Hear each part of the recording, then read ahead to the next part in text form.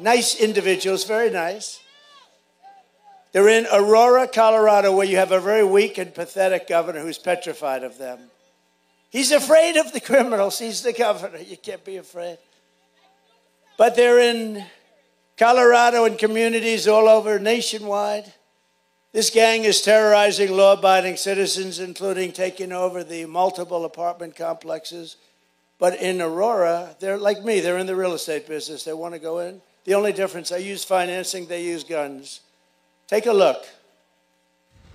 Open borders, deadly consequences. Border crisis. Record high crossings are putting a strain on cities across America. It is a full-blown invasion. Armed Venezuelan gang members storming an apartment complex in Aurora, Colorado. When people talk about migrant crime, this is what they're talking about. Biden and Harris had created a program to bring them in under humanitarian parole. I am in favor of saying that we're not going to treat people who are undocumented across the border as criminals. More than 13,000 illegal immigrants convicted of murder have been released into the United States. My 20-year-old daughter, Kayla Hamilton, was murdered in her own room. Kayla's murderer was apprehended by Border Patrol crossing illegally into the U.S. Kayla's murderer had been improperly released into the United States. Abolish ICE.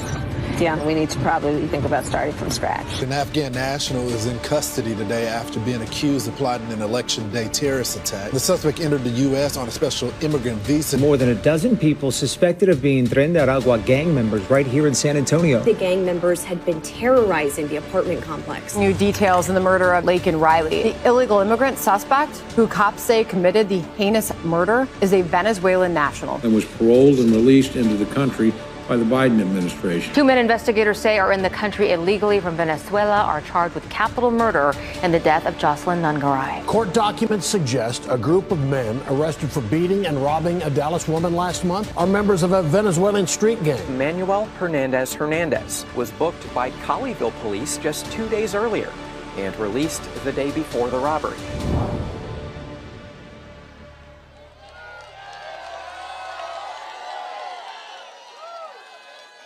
So, you know, crime rates all over the world are down. You know why? Every country, every single. Last week, the great Tom Homan. Do you know Tom Homan? He told me